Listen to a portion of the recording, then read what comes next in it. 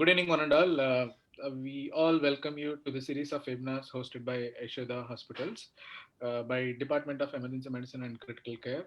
This is a collaborative invite to all of you for the scientific webinars which are happening over the last 4 to 5 months. Today, we are going to throw some light on very interesting topic in ED. Uh, as an emergency physician, any patient comes to ED, they usually in distress or any pain, generally, definitely they are going to have a pain score of above 3 by 10. That's why they are attending ED instead of OPD. So, how we are going to treat them and what could be the initial approach, and then what are the different aspects of the pain management of any patient who You have to brought be a bit to louder, ED. sir. A bit louder, yeah. Now, yeah.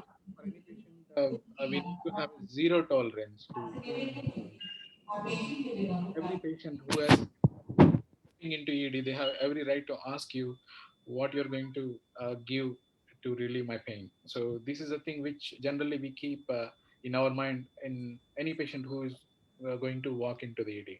Today, we are going to show some light on this and how to have a zero tolerance. Absolutely correct. What you heard is zero tolerance. That means no patient should cry or suffer from pain in ED. So today we are going to have two speakers. One, we are going to start with analgesia in ED. That is going to take over by Dr. Sai Kiran, who is a very knowledgeable, dynamic emergency physician. He's working as an emergency consultant at Yashoda Hospital, Secunderabad. Another session, how to do a procedural sedation or different kinds of sedation in ED. Of course, it's in anesthetic background, but we need to perform certain procedures to relieve the pain in ED for any patient. So this talk is going to be led by Dr. Sama Hussain, who is working as emergency physician at Yashoda Hospital, Somajiguda. And we have the moderator. Again, I welcome and sincerely thankful to Dr. Kiran Kumar Verma. Thanks for your presence once again, sir, and we welcome you onto the floor. Initially, we're going to start with Dr. Sai Kiran. He's going to talk on analgesia in AD. Yeah, I'm handing over the floor to Dr. Sai Kiran, please. Yes.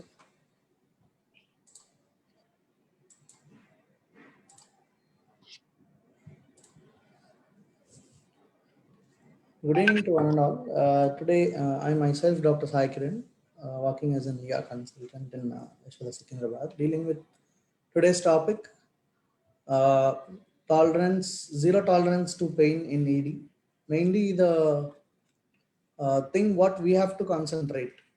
Mainly in the ER, the approach is different compared to the other departments because in ER we take the vital signs as the initial things which represents the stability of the patient. Along with this, pain is considered as one of the vital sign, seventh vital sign, where you have to know why it is coming and why, what is the cause for it, how the mechanisms act through it, and how we have to deal with it. So coming to today's my topic, the outlines of my topic will be the introduction to pain, the definition, pathways, types, and the methods of pain relief, assessing the various scales using the severity of the pain and the chronic pain. How is it different with the acute pain? How the pathophysiology is different? And next, the disposition. How we have to dispose the patient. Either what is the plan that we have to make according to the need of the patient. It's a brief introduction. Pain in Old French, it's called pini, and in Latin, it poina, that is means punishment or penalty. In Greek, it is poini, that is price that is paid for any of the insult that is happening in the body. Mainly, if you see the pain, it is a physiological response to an noxious stimuli. The most of the chief presenting complaint to the pain, to the ED will be pain. Almost 70 to 80% of the people will have come with a primary complaint of pain that makes them to present to the ED. It is also resembled as a unpleasant sensory emotional experience, which is associated with the actual tissue damage. Coming to the pathway of the pain, there is a stimulus that is a main thing that starts the pain pathway, which will result in afferent transmission of the signals to the central nervous system, followed by efferent activities. If you see there, the nociceptors, which are the A delta fibers and the C fibers, are the two main nerve ending fibers which detects the pain, which responds to the stimulus from either thermal change, chemical change, or mechanical change, which leads to the injury. And as I said, three order neurons: first order, second order, and the third order neurons. First, the effector part to the dorsal root of spinal cord, it is a first order neuron. From the dorsal root of spinal cord till the thalamus, it is a second order neurons. And the third order neurons, which transmit the neurons from thalamus to the cerebral cortex. So in the picture, as I said, the initial stimulus is through the prick of the nail. Nociceptor, which are the pain receptors, A delta fibers and the C fibers, they transmit through the afferent pathway, which transmits to the dorsal root of the spinal cord. From, if it is in the left side, it transmits to the left side of the dorsal root of spinal cord. From there, it decusates to the opposite side, and it is sensed by the ascent from the dorsal root of spinal cord secondary order neurons, which go as a lateral spinothalamic tract, which ascends to thalamus. From there, the pain is perceived and carried out to the third order neurons. Mainly, the response to which the stimulus occurs will be emotional response, stress response, and the next efferent pathways which are transmitted will result in the next actions performed to the due to the stimulus. Coming to the types of pain, you have somatic, visceral, and referred pain. And coming to somatic, the skin and the innervated structures, which leads to the stimulus will be either inflammation, injury, and the visceral pain, it will be because of the spasm, ischemia, inflammation, or with a blunt injury to the visceral organ. And referred pain, it is the organ is situated at one place, and the referred pain which the patient complains is another place because of the embryogenic origin supplied by the innervated by the same nerve endings. So it is because of that the referred pain is also a type of pain. And the next thing is acute and chronic pain. Coming to acute pain, anything less than 3 months with acute insult injury and history of acute insult considered as an acute pain, and the patient persisting of the same similar kind of pain for a long term over a period of 3 months is considered as a chronic pain. Mainly at the local site where the stimulus because of the mechanoreceptors or inflammation or thermoreceptors, there the phospholipids which are present in the epithelium will be converted into the arachidonic acid. From there, it is converted into because of the cyclooxygenase pathway and the lipoxygenase pathway, they are lead to secretions of the prostaglandins and the leukotrienes. Because of this prostaglandins and the leukotrienes, the local mechanisms which act through will result in vasodilation, vascular permeability, and increased cytokine release and increased leukotriene migration. And prostaglandin E2 results in the fever, and the cyclooxygenase 1 and 2 inhibition will leads to antipyretic and analgesic effects. So why this is important is because we have to concentrate where the analgesics will act, which group of analgesics you want to select and where you want to make it to be addressed. Okay, and the lipoxygenase pathway will result in bronchoconstriction, mucus secretion, edema, and eosinophil migration. Mainly, the inhibition of the lipoxygenase pathway will result in bronchoconstriction and anti-inflammatory mechanisms. As I said, the ascending pathway and the descending pathway. The ascending pathways detected by A delta fibers and C fibers, release of the neurotransmitters. It results in stimulation of the carry of the painful stimulus to the cerebral cortex, which results in interpretation of the pain, that is ascending nociceptive pathways. And the descending inhibitory pathways, once the sensory thing has been communicated to the cerebral cortex, the activation of the serotonergic and noradrenergic pathways will start, and the secretions of the serotonin, noradrenaline, and enkephalins results at the spinal cord, which inhibits this further transmission of this ascending pathways. And the next thing, you have to mainly the initiating factors, as I mentioned, trauma, injury, infection, or repetitive strain or stretch of the muscles will result in this thing. Along with that, the factors uh,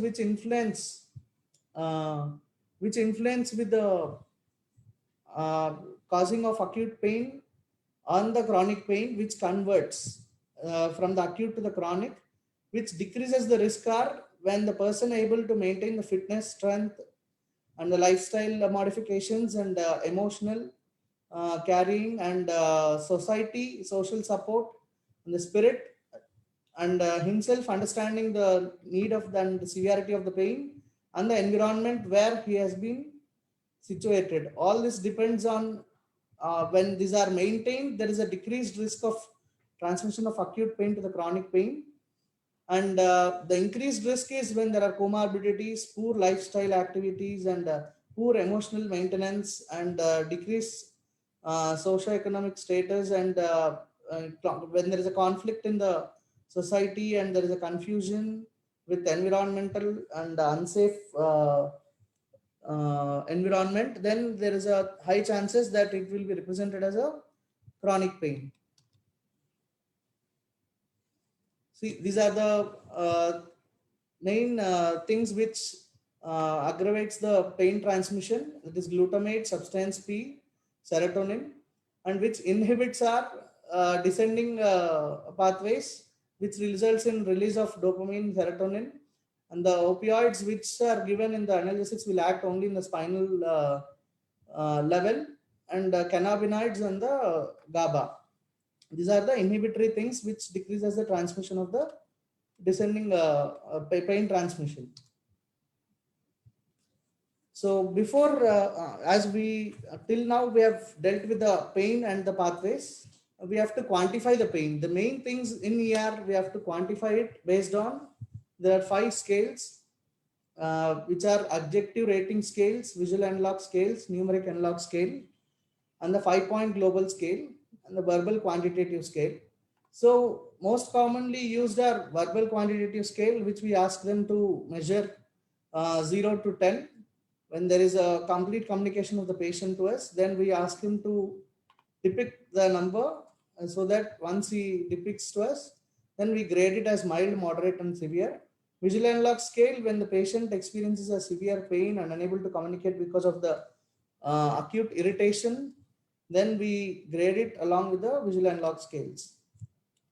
As you see here, a visual analog scale and the numeric rating scales, the mild will be from numeric rating scale of 0 to 3 or 4, and moderate is 4, and severe is more 4 to 6, and severe is more than 6.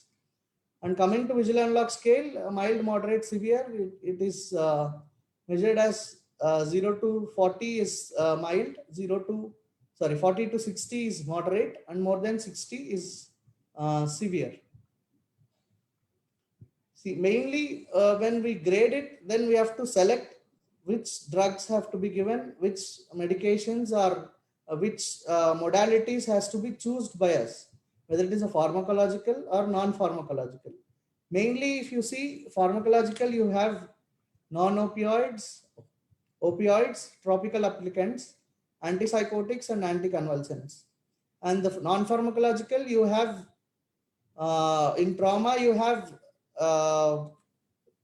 certain things like rest, ice applications and immobilizations, and compressions and elevations, with and psychological.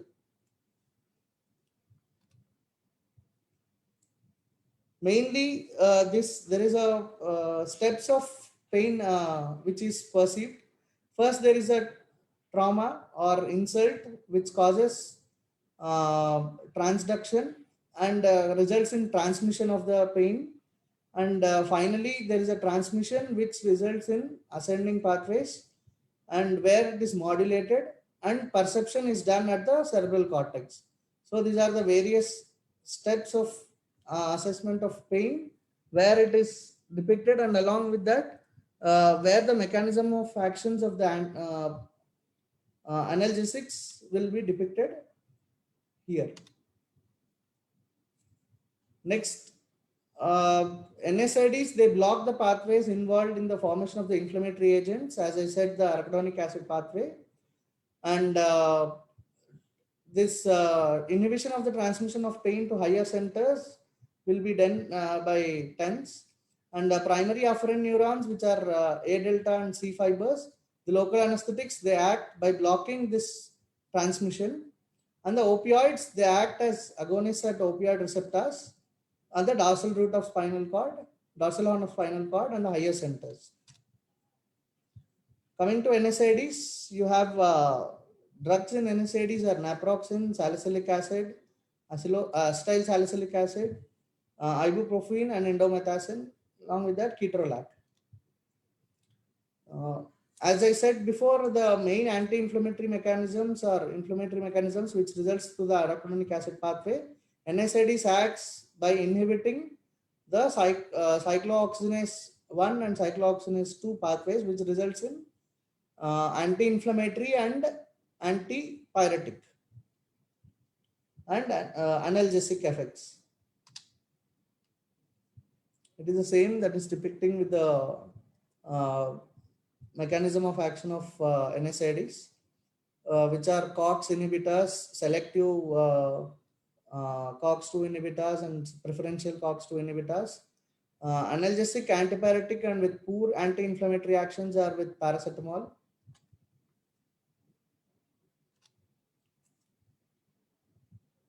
So mainly if you see the main NSAIDs which are used in ED are paracetamol, ketorolac, and aspirins, and you will use ketamine and lidocaine. Lidocaine always used as a local anesthetic, and the paracetamol, which is used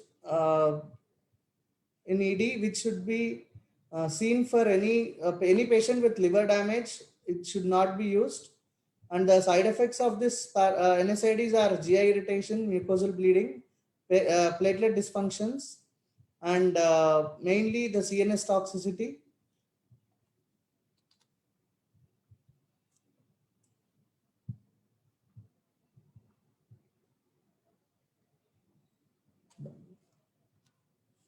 And coming to the side effects, there is upper GI bleed, which are contraindicated, and they are contraindicated or not used in hypertension with heart failure, asthma, and never you should use 2 NSAIDs at a time, or never on an empty stomach, which increase the risk of bleeding.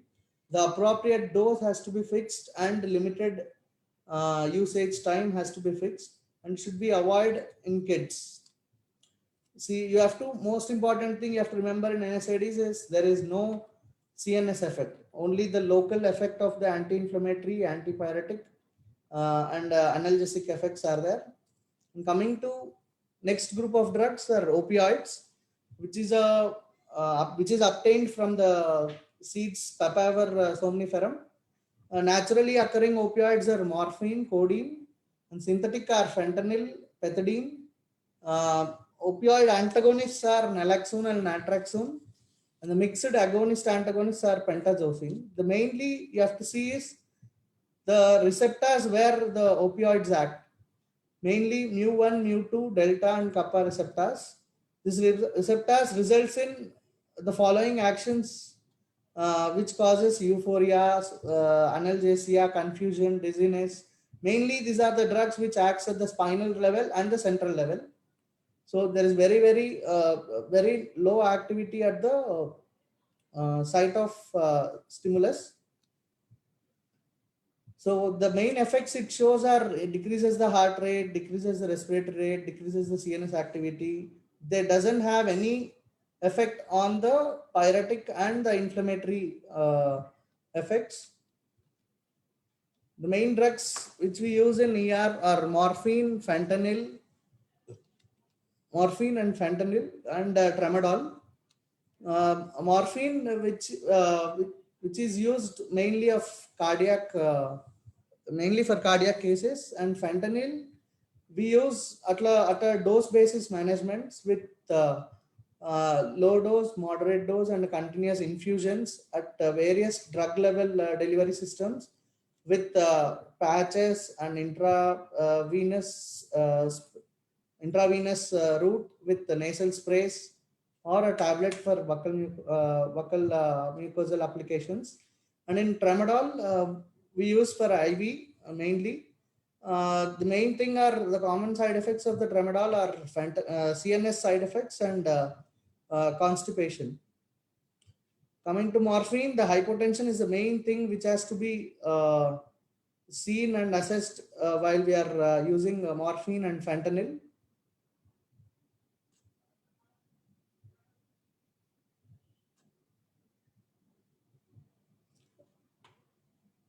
Mainly when we are using this analgesics, the first things are pharmacological and non-pharmacological. Coming to pharmacological, we have now dealt with NSAIDs and opioids. And coming to non-pharmacological, you have mainly rest, compression, ice application, elevation, and immobilization, where you have to deal with the psychological.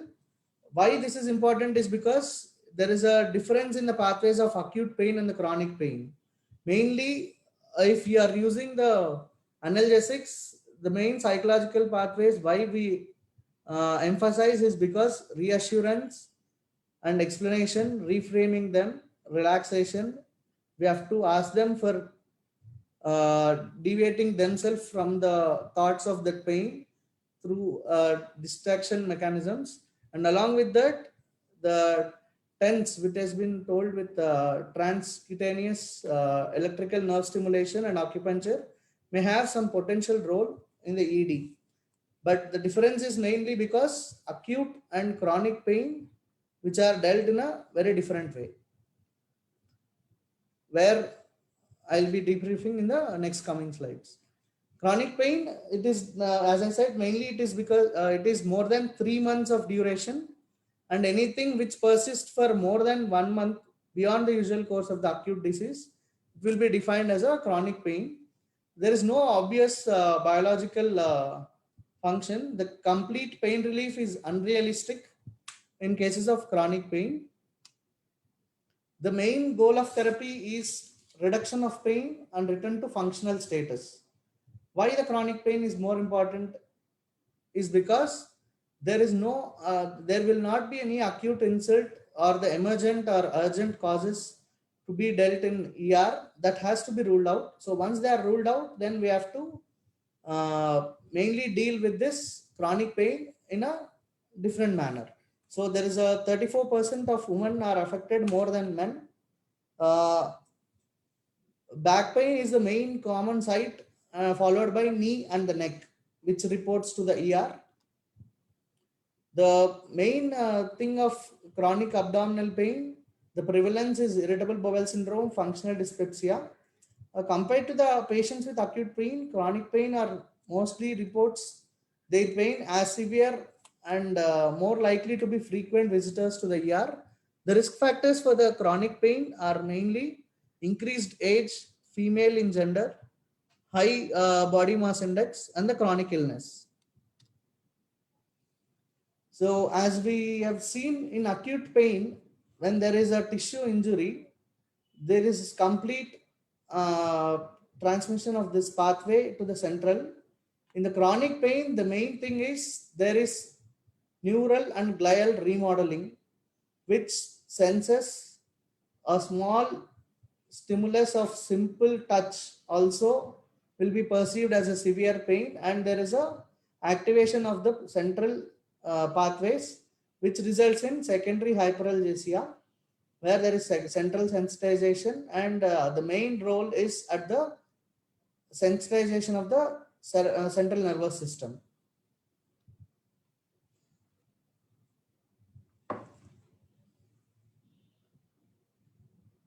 So mainly overactive ascending pain facilitatory pathways, malfunctioning of descending pathways, and there is malfunctioning of the inhibitory pathways from the brain, and which results in the activation of this chronic pain. The cycle of the chronic pain is uh, less active, loss of fitness, less energy, poor sleep, frustration, anxiety, and there is more pain, which causes fear about future, and it is a continuous cycle. So acute pain algorithm and the chronic pain algorithm, if you see, generally acute pain, regional techniques, strong opioids, weak opioids, and adjunctive NSAIDs. Normally, we have to start with the local mechanisms. Whereas in case of chronic pain, non-pharmacological techniques are the first things which has to be dealt. Then followed by adjunct NSAIDs, weak opioids, strong opioids, and then there is a last techniques of regional techniques. So whereas in acute pain, first we have to deal with the NSAIDs, weak opioids, strong opioids, and the regional techniques. The last resort is regional techniques. And whereas in this chronic pain management, non-pharmacological techniques are the main techniques.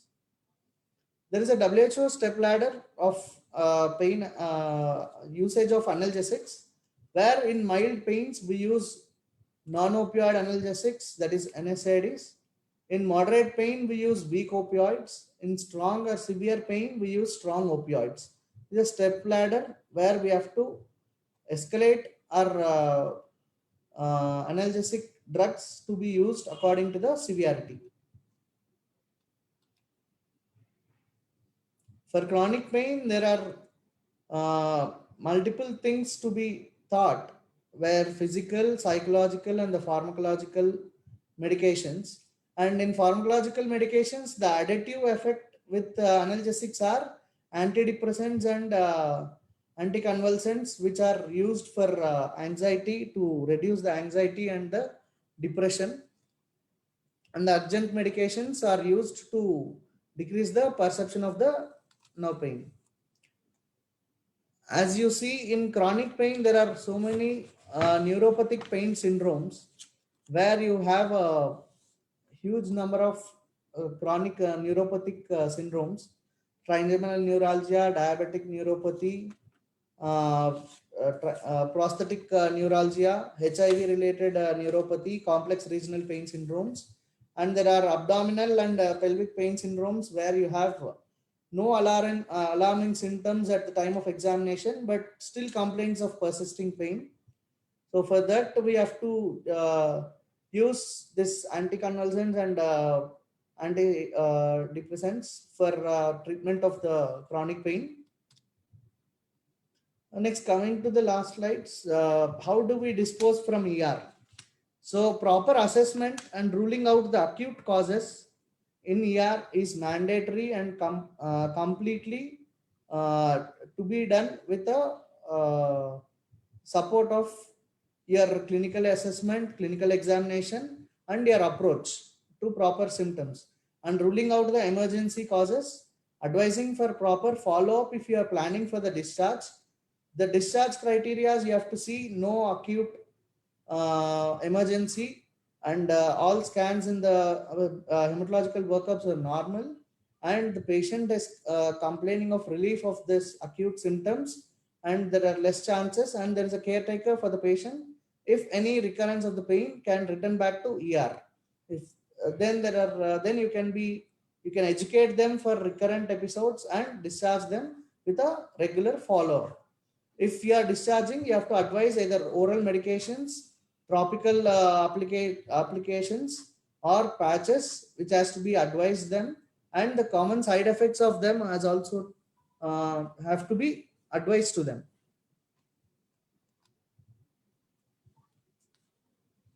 Thank you. Yeah. All right. Dr. Sai Kiran, that was an excellent talk. Basically, you have covered anatomy, pathophysiology, and how you're going to deal with. You covered it all. What's Kiran sir? I think he has covered it all. I think almost. Sorry, sir. Not all the aspects. Yes, yes. Yeah, true. Yeah. Next, we are going to have an how to proceed further. Like if the patient require any sedation in ED, how we are going to deal with. Dr. Sama Hussain is going to talk about, and I welcome Dr. Sama onto the floor, please. Thank you, sir. Let me just start with this sharing.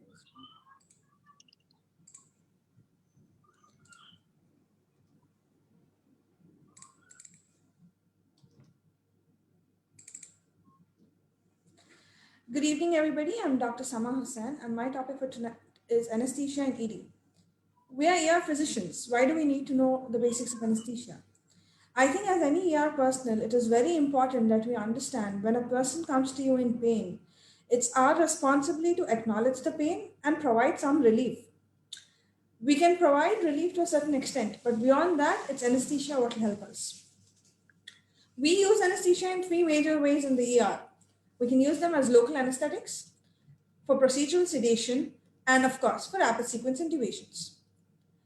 What is local anesthesia? Local anesthesia is basically when you're depriving a certain area of your body from all sensations of pressure and sensory feelings.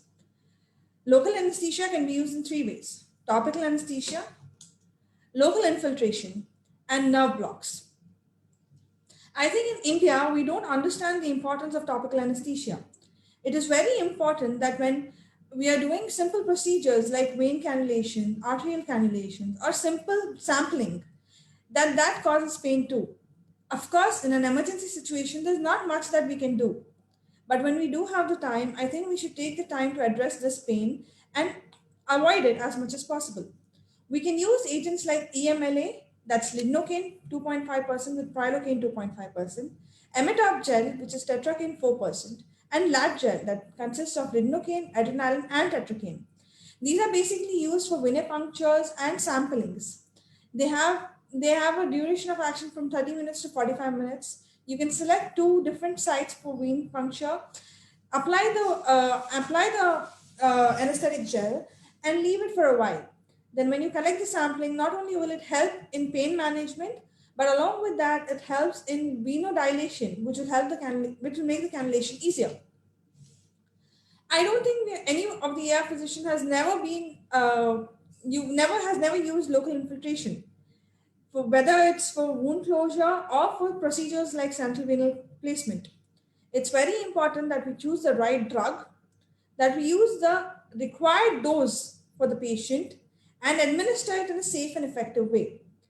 How your local infiltration acts is it blocks the sodium channels, and the duration of action depends upon the reabsorption of drugs.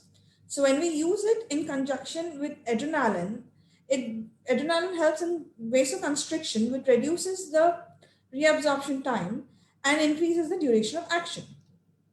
These are the basic drugs that we use. You can see that with adrenaline and without adrenaline, lidocaine has a difference of half an hour. This will not only reduce your dose of the local anesthetic that you're giving, but also increase the time of pain relief for the patient. But adrenaline causes peripheral vasoconstriction. There are certain areas that we need to avoid them to prevent gangrene. Areas like nose, the ear, penis, Bayer's block, digital nerve blocks, and injection near flap laceration. These are basically end arteries, and adrenaline should not be given in end arteries. What are nerve blocks? When you can give local infiltration, why nerve blocks? When you have a huge wound, or when you have a fracture that requires pain management, it is very difficult to do that with local infiltration. That will use a lot of local anesthesia, which can lead to toxicity. So the advantages of nerve blocks are it reduces the dose of LA. It helps in avoiding distortion of anatomy and aid accurate closure of wounds. It facilitates procedures that you can't otherwise do in the ED, like the relocation of joints. And you can use it around inflamed or infected tissues where you can't use local infiltration. We have to be careful in patients who are at risk of compartment syndrome because nerve blocks can mask the symptoms. Various types of nerve blocks that we can use in the ED are digital nerves, ankle blocks, femoral blocks. Around the wrist, you have your median nerve block, radial nerve block, and ulnar nerve block. on the face, we have your supraorbital nerve, supratrochlear nerve block, and auricular nerve block. There's some special blocks like the fascia iliaca block and the Beer's block. One more important thing is management of rift fractures in the ED. Apart from the nerve blocks that we can give, when you have patients with isolated rift fractures who don't have a flail chest, there are certain special blocks that you can give, like the intercostal nerve block, the intrapleural analgesia, and epidural analgesia, apart from, of course, your IV analgesics. Now, there are obviously certain areas where you can't use local anesthetics. What are they? When the patient is allergic to the drug, you can't cause an anaphylactic reaction. If there is infection at the proposed site, this can cause the leakage of the anesthetic drug into the vascular cavity, so you should avoid it. Bleeding disorders. When you give a nerve block in bleeding disorders, it can lead to bleeding and hematoma formation. If the patient doesn't want you to give, you cannot force him for that.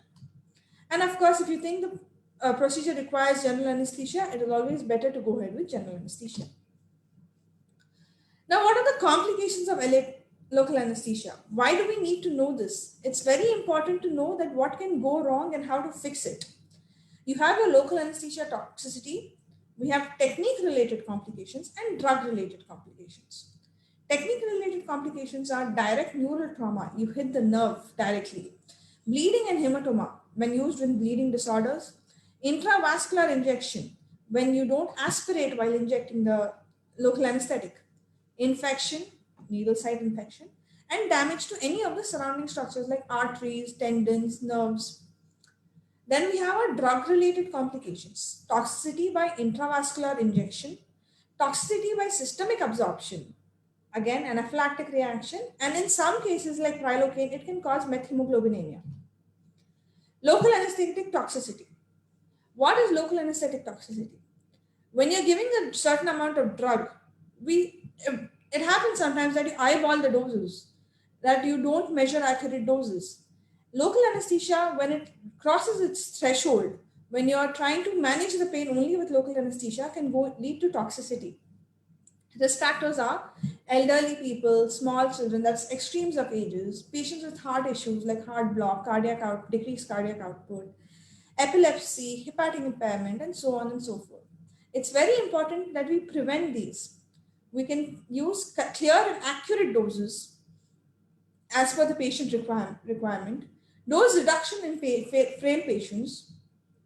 LA injected with regular aspiration so that we make sure that we're not hitting the vein. Use adrenaline that will reduce your dose of local anesthetic and will reduce its systemic absorption. Use regional nerve blocks instead of using local infiltration all over. That will reduce your dose of local anesthetic. Use it in the presence of an ultrasound guidance. That way it will help you to make sure you're not hitting the nerve, not hitting the vein or artery. Most importantly, keep talking to your patient. It will help to catch the early signs of toxicity, and close monitoring will will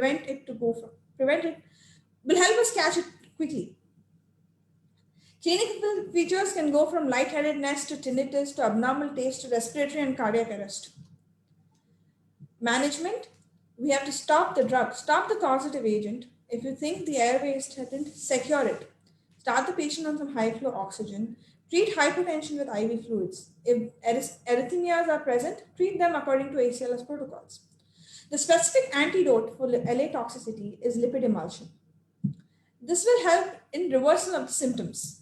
One IV bolus of 20% lipid emulsion has to be given 1.5 ml per kg over 1 minute. The dose can be repeated every 5 minutes if the symptoms don't reduce. It has to be followed by an infusion at 15 ml per kg per hour. A maximum dose of 12 ml per kg can be given. Be careful, lipid emulsion can lead to pancreatitis. Now that was about local anesthesia. Procedural sedation. What is sedation? Sedation is the administration of a sedative drug that promotes calm or sleep for a medical procedure. It's the continuum that extends from consciousness to complete unresponsiveness. So when you're giving a drug, your patient is conscious, you know that he's going to sleep. It is essential for you to know when you're giving a drug to what level of sedation you want to achieve. Which brings us to our next question. What are levels of sedation? Levels of sedation. They start from minimal sedation, moderate sedation, deep sedation, dissociative sedation, and of course, general anesthesia. Minimal sedation can be used by drugs like Entonox, where the patient is conscious, coherent, conscious and talks to you, but the cognitive function is impaired. The ventilation and CVS is unaffected. Moderate sedation is depression of consciousness. The patient responds either to verbal commands or to light tactile stimulation. There is no airway intervention is required. CVS remains normal.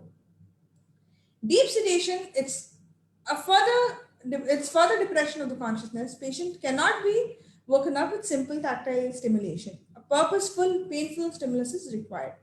Here, airway adjuncts may be needed. Dissociative anesthesia doesn't really fit this category, but it is very important as it is characterized by a drug that provides both analgesia and amnesia. Ketamine is the drug of choice. There is retention of airway, circulation, and cardiopulmonary stability. General anesthesia is, of course, the longest mode of anesthesia, but it has no role in the emergency department.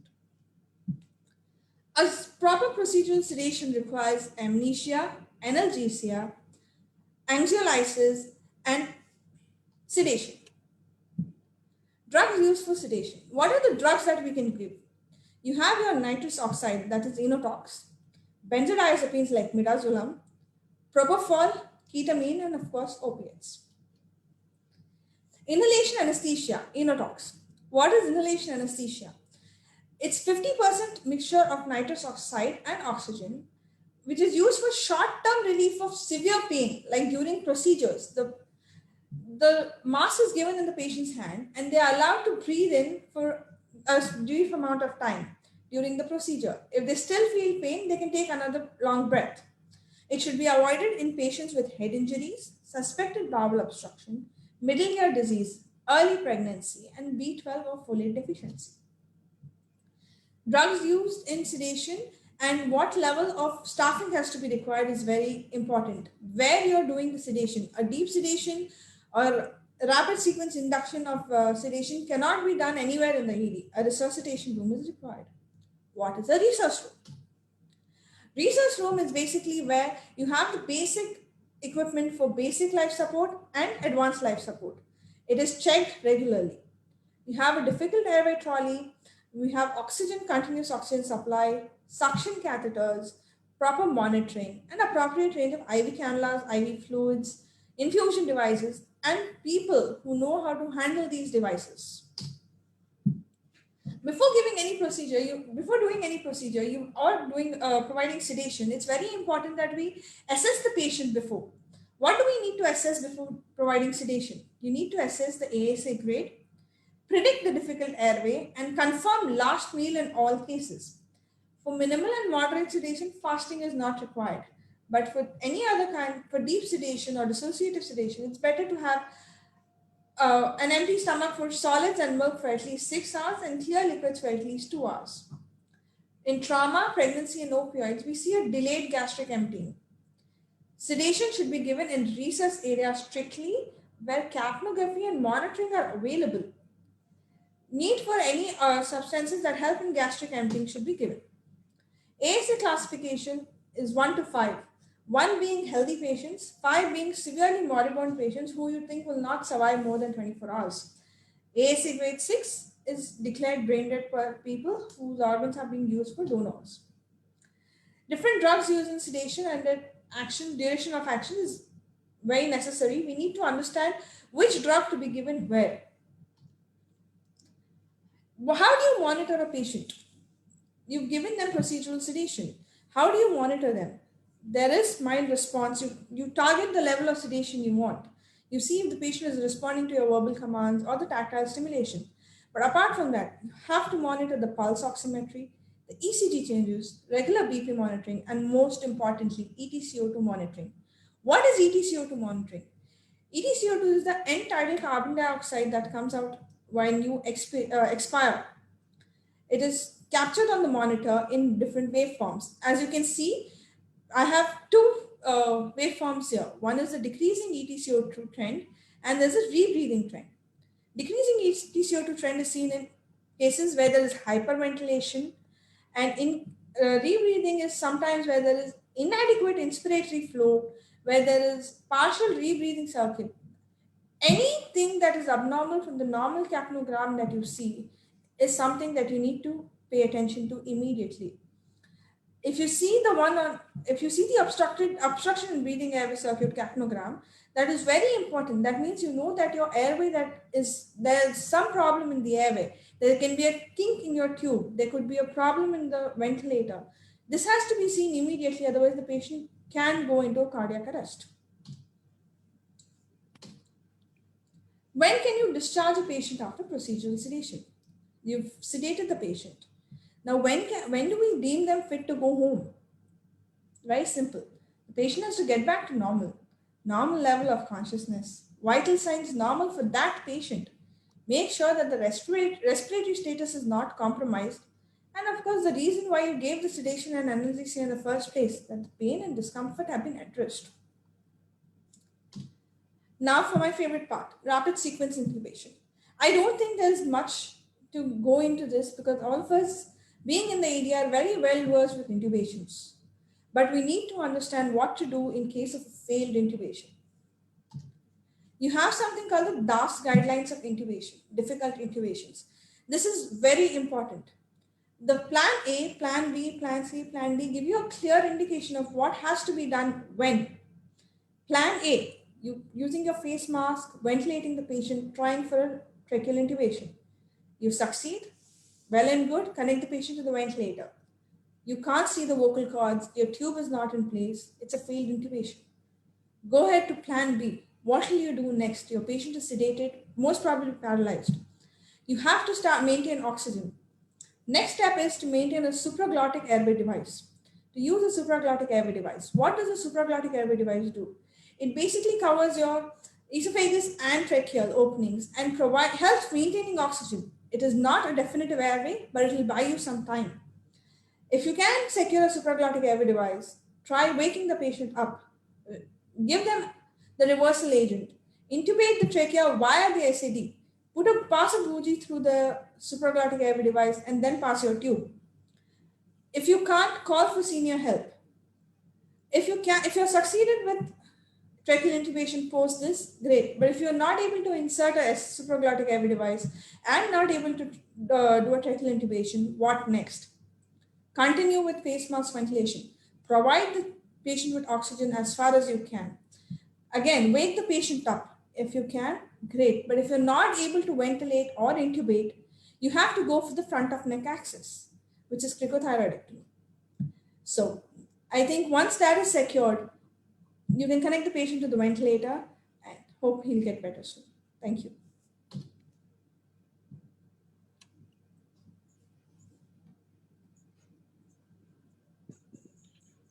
Yeah, thank you, Dr. Sama. That was a very informative talk about the levels of anesthesia, starting from local anesthesia to, I think, deep. Your voice is too low, sir.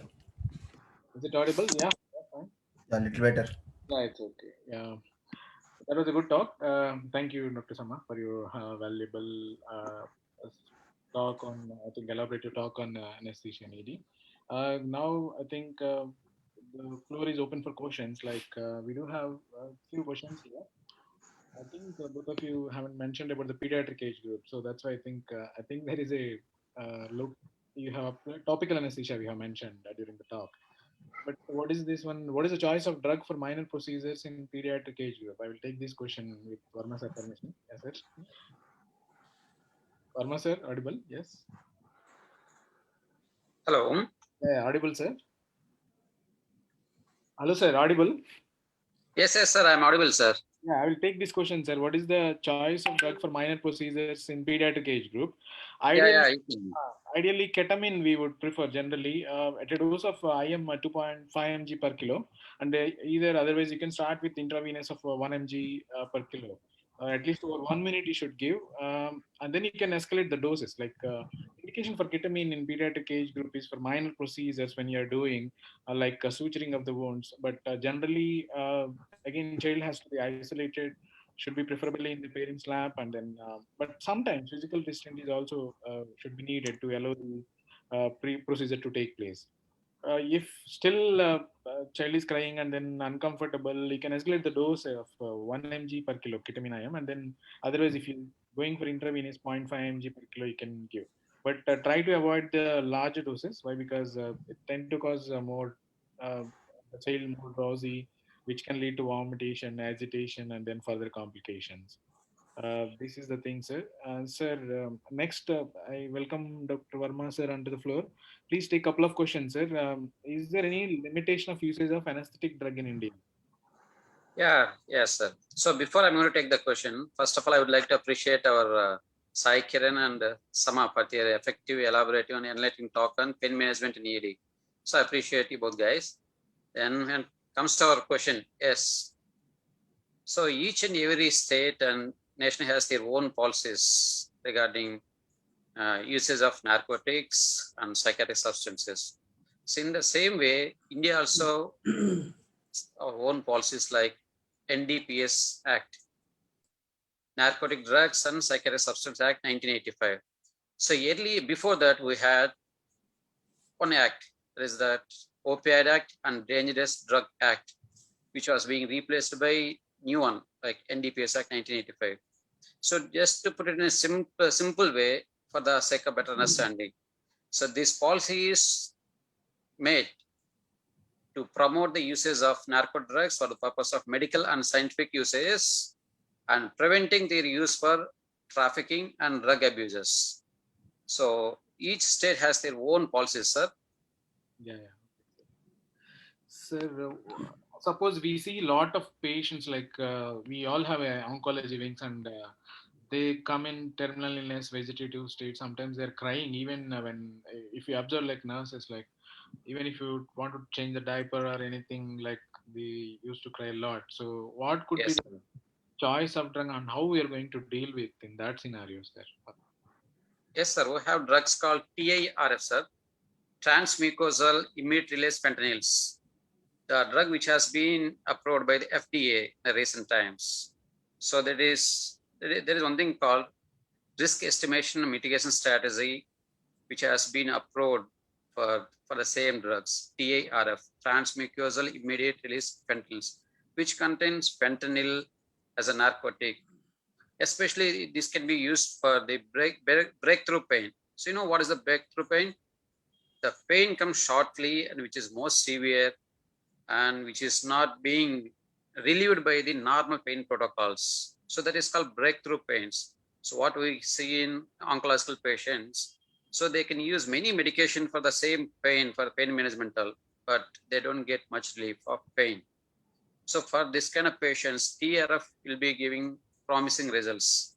It relieves the pain, especially breakthrough pains. So there are multiple forms of TARF, like in the buccal mucosal forms and sublingual forms, nasal sprays, sublingual soluble films. So these are the various types of TARFs which are being practiced in the recent days, sir, especially for oncological patients, as I said. Yes, sir. So another question, sir.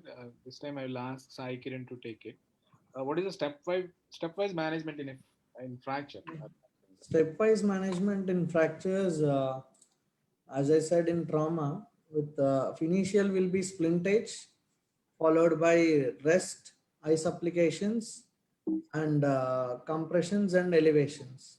So this is a stepwise management. Along with this, we have to put with analgesics, whether it may be IV, peroral, or local applications. We have to put with the analgesics. Sir, Verma, sir, there is a question like from outside. What is the analgesic of choice for polytrauma patient? So what is It's mostly for all the patients, it is diclofenac, which is 75 to 100 mg IM or IV. But the thing is, we have to see for any contraindications for the drug, definitely. Sir Verma, sir, put the analysis in it. Basically, Yeah, Sai Kiran is correct. So firstly, we go with the NSAIDs. It's like a step ladder.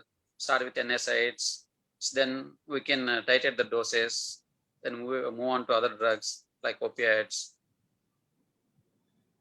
Yeah, again, I would like to add a few things here. Again, you need to see what is the cause for the pain. Like, again, if it is a fractured lower extremity, I think fascia iliaca block would be helpful for this scenario. Otherwise, I think, as you said, sir, it is NSAIDs and preferably start with paracetamol and then escalate to opioids, I think. Another one, sir, what is the choice of drug for renal colic? Dr. Sai Kiran, I think you can take this one. Yeah. Dr. Sai, sir? No, sir. Sorry. What is the choice of drug for renal colic? Suppose if the patient came with you with a groin, I mean, loin to groin pain, so what we should give? We have suspected renal colic. Yes, that is diclofenac, sir. Yeah. Diclofenac is there. Yeah, that's what as per the recommendations. I think diclofenac IV. I think you can give IV or IM 75 to 100. Yeah, I think if you don't have access, I think you can give parectal also if you have the suppository of diclofenac. I think there are two other questions. Can we discharge the patient with rib fracture? I think Dr. Sama, you can answer this one. Unmute. Just unmute yourself. Unmute yourself. Sama, unmute. Yes, sir. Yes, sir. If there's an isolated rib fracture, we can definitely discharge the patient with local anesthesia, with IV analgesics or epidural anesthesia. The other options are intercostal nerve block, interpleural nerve blocks. But if there's a flail chest, then the patient will require fixation, definitive management for the pain. So there is another question like, can we use Entonox in Indian setup? Yep. Entonox in Indian setup, we have it available in the OTs, sir, not so much in the ED. It's actually very effective. It has a rapid rapid onset time, and you can just ask the patient to breathe in it. They'll feel a little drowsy, drunk, but that settles down in a couple of minutes. It's very important. It's very useful in small procedures, like if you're trying to fix a dislocated finger, dislocated phalanx, then that really helps. But right now we have it available in the OTs, not in the EDs. I think all of us, we need to speak to anesthetist. I think if you have a procedure room in your ED, I think we can get it done. I think the next level. Yes, sir. True. Definitely. See, especially emergency department, sir. When you treat the pain, there are you will be having many advantages.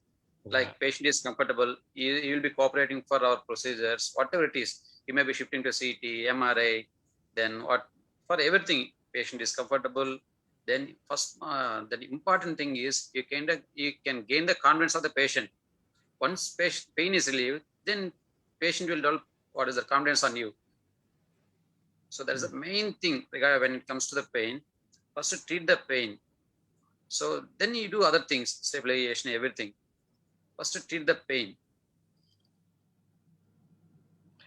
Yes, so that was aptly said. And Dr. Ashish Nandi has raised one question like, what are the important monitoring in ER during procedural sedation? I think Dr. Sama, you can take this. During procedural sedation, we have to monitor ECG, the patient's blood pressure, pulse oximeter, and most importantly, the ETCO2 monitoring, which is it's not very frequently done in the ERs. It's available in the ICUs, but I think in the ERs in India, it's very less. And I think that should increase because it is very important to make sure that your patient is not going into respiratory arrest or there's no kind of block. Yeah, thank you. Varma sir, before closing the session, I think I need your valuable inputs related to anything. Yeah, definitely, sir. So regarding pain management ED, it's like a bread and butter for us. It should be in our hand. So don't depend on someone else to treat the pain. Say pain management, and that is different thing. But when it comes to our ED, we have to treat when patient is in pain. That is first thing. Then there are many protocols regarding pain management ED, then taming a restless patient in ED, then treating psychiatric patient in ED. Yes, everything is under purview only. So when it comes to pain management in ED, there are many protocols and many theses. Many of the literatures on it. So they are like combinations of the drugs, ketofol, and ketamine plus propofol for partial sedation, then fentanyl. So there are many combinations which has come up with. So previously they used to go only benzodiazepines, so which has got many disadvantages. Then over a period of time, it has been evaluated in a phase that we can use multiple drugs to avoid what is that sedation related adverse effects. So first of all, we have to address the pain. Then first we have to respect the pain. After addressing that, we have to respect the pain. So if you don't respect the pain, definitely patient won't respect you. Simple. Yes, sir. Doctor, I think Ashish Nandi has raised me. Sir, you can just put a message in the chat box if anything you want. Like.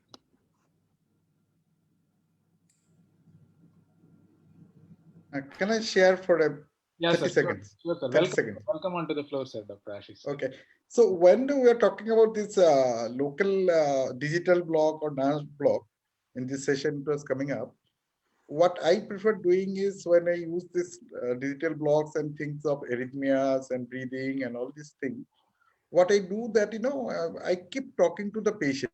Suppose you are doing something on the face and, it's covered with the, sheet and you don't see the patient. What I keep doing is I keep talking to the patient. The moment you do this and he answers back, his airways pattern, he's breathing, otherwise he cannot talk or like he will complain. And his circulation is going well because he's talking, so cerebral perfusion is all right. So that's what I keep doing.